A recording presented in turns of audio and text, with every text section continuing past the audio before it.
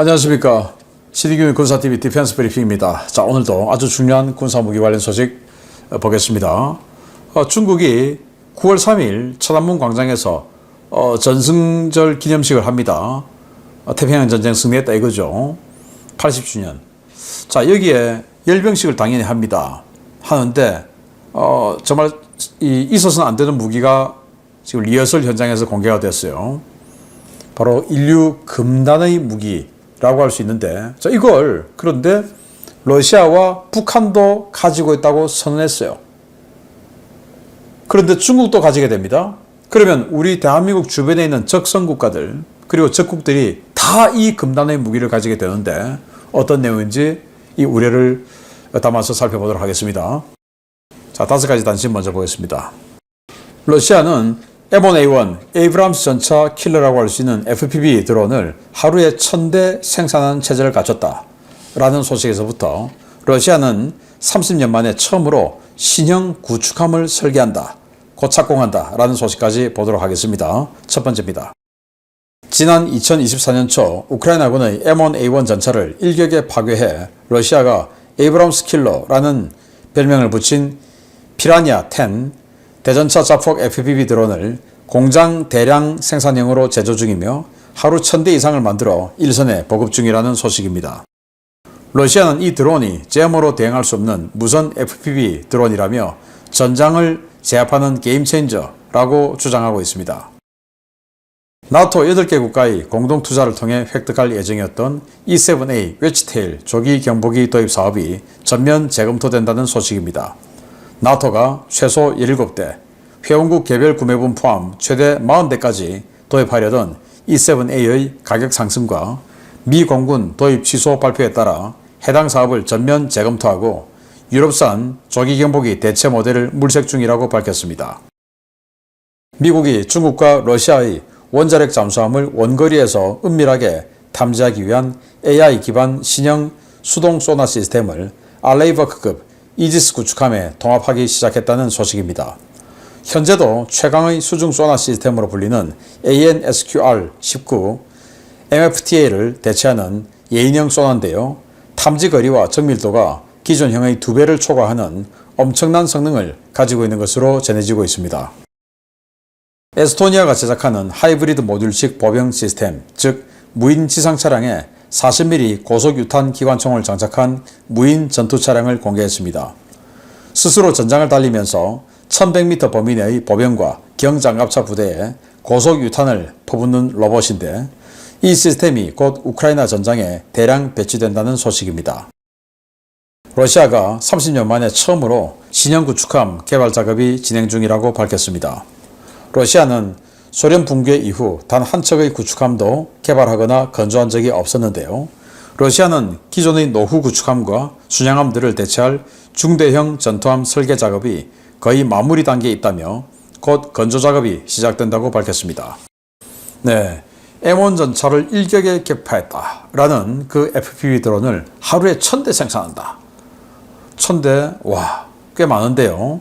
그것도 이제 공장에서 대량 양산한다 라는 건데, 그래서 이제 지금 한 35,000대 정도는 적재를 해놨다 라는 건데요. 자, 이런 거 보면 우크라이나는 이 개별 부대에서 자체적으로 자기네들의 부대 상황, 전장 상황 뭐 이런 거에 맞춰서 자체적으로 드론을 제작을 하고 하는 경우가 많이 있는데 좀 자율성을 부여를 한 거죠. 근데 러시아는 중앙집권적으로 그냥 드론 이렇게 만들어줄 테니까 알았어. 이 드론에 맞춰서 전장을 적용해. 뭐 이런 스타일이 아닌가라고 생각하는데, 이제 미국도 이 소형 드론은 부대별로 알아서 만들어. 이렇게 하고 있죠. 왜? 부대별로 전장 상황이 다르니까 미국은 전 세계를 대상으로 전쟁을 하니까. 네, 한국도 어떤 스타일인지, 우리는 뭐 한국은 전장이 비교적 뭐 동일하니까 어느 게 더 효율적인지 모르겠으나 아무튼 한국도 빨리 이렇게 소형 드론은 여기 하루 1000대 생산한다지 않습니까? 우리도 빨리 그런 대량 양산 체제로 들어가서 드론을 이 장비 목록에 들어가는 이런 뭐 30년 쓰고 이런 게 아니라 그냥 탄약 하나처럼 소모품으로 쓰는 이런 개념으로 빨리 우리 군에 적용시켜야 되겠다라는 생각이 들고요.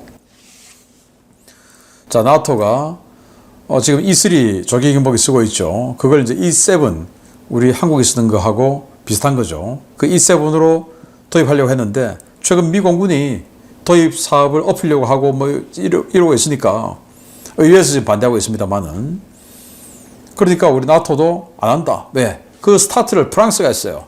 아니 뭐 미국 저 따위로 나오는데 우리 유럽 돈으로 유럽 무기 사야지. 이렇게 해서 프랑스는 지금 현재 쓰고 있는 그 프랑스 공군이 E3 쓰고 있고 미국산이죠. 또 프랑스 해군은 항공모함에 E2C 쓰고 있죠. 그거 이제 E7 안 하고 그냥 사브하고 같이 해서 글로벌 아이 그거 하겠다. 지금 이러고 있는 겁니다. 그런데 나토는 미국도 개입되어 있으니까 나토는 안 그럴 줄 알았는데 나토도 E7A 도입 계획을 재검토하겠다. 이제 완전 확정된 건 아니고 재검토하겠다. 그리고 이 17대 플러스 회원국들도 있죠. 미국 제외한 또 다른 회원국들 해서 총 한 40대 정도 될 것으로 봤는데 그거 다 날아갈 위기에 처했다. 자, 그렇게 되면 우리 한국 공군은 이거 사야 되는데 우리 한국 공군이 도입할 가격이 이제 규모의 경제가 안 나오니까 굉장히 올라갈 가능성도 있다 라는 생각이 듭니다. 자, 대단한 걸 미국이 만들었어요. 예인소나입니다.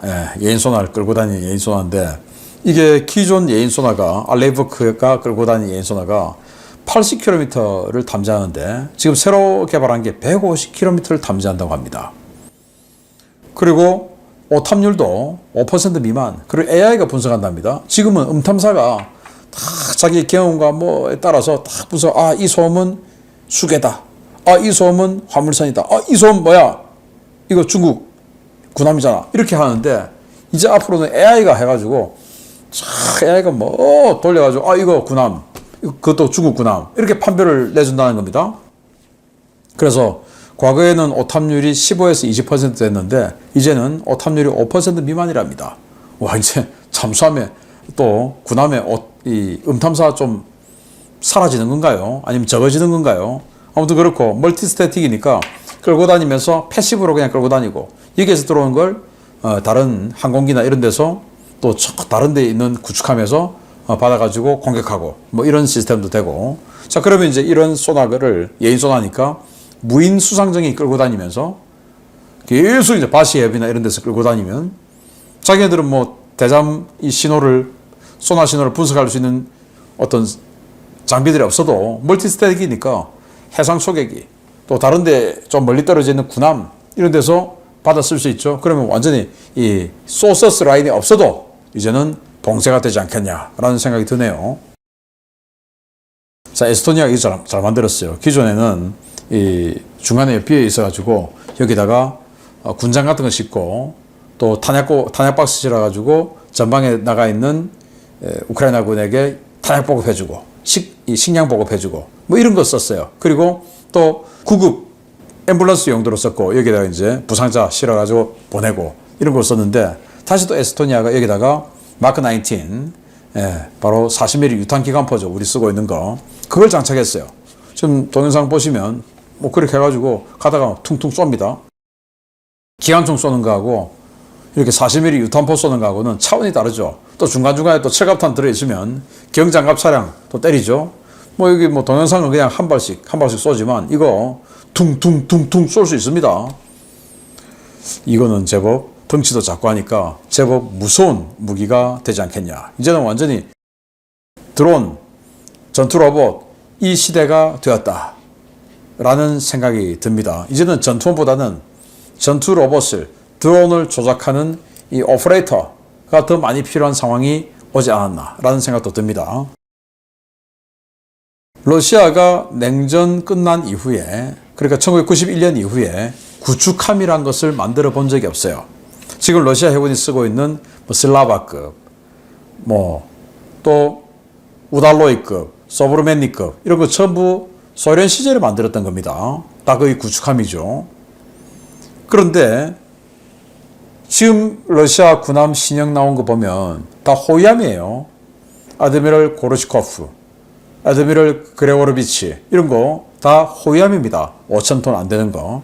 그런데 이제 러시아가 처음으로 30만 년에 처음으로 신형 구축함을 설계한다. 곧 착공한다 라고 하는데 이것도 뭐 몇 년 전에 이렇게 만들 거다 했는데 또 그냥 취소된 적이 있어요. 이번에는 진짜 이런 구축함을 만들게 됐지.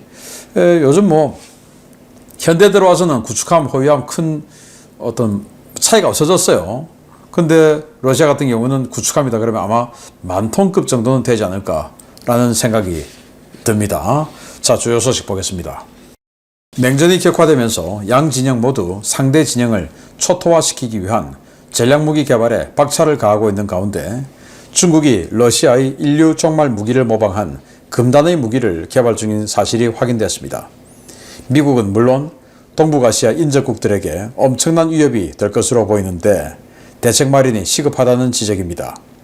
오는 9월 3일 천안문 광장 일대에서 80주년 전승절 열병식을 벌일 예정인 중국이 지난 주말 베이징 시내에서 대규모 리허설을 가졌으며 이 과정에서 러시아의 포세이돈 어뢰와 거의 같은 크기와 외형의 신형 무기가 노출되었습니다.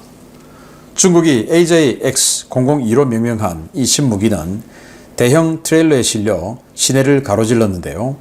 해당 사진과 영상을 접한 전문가들은 중국이 러시아의 포세이돈과 동형의 장비를 개발하고 있다는 사실에 경악했습니다.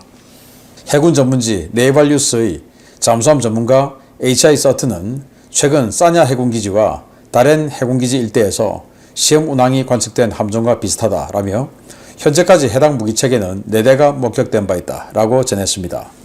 어뢰라고는 하지만 일반적인 어뢰보다 훨씬 거대한데요. AJX-002는 길이 20m, 지름 약 1.5m 정도로 길이 24m에 지름 1.6m인 러시아의 포세이돈과 유사한데요.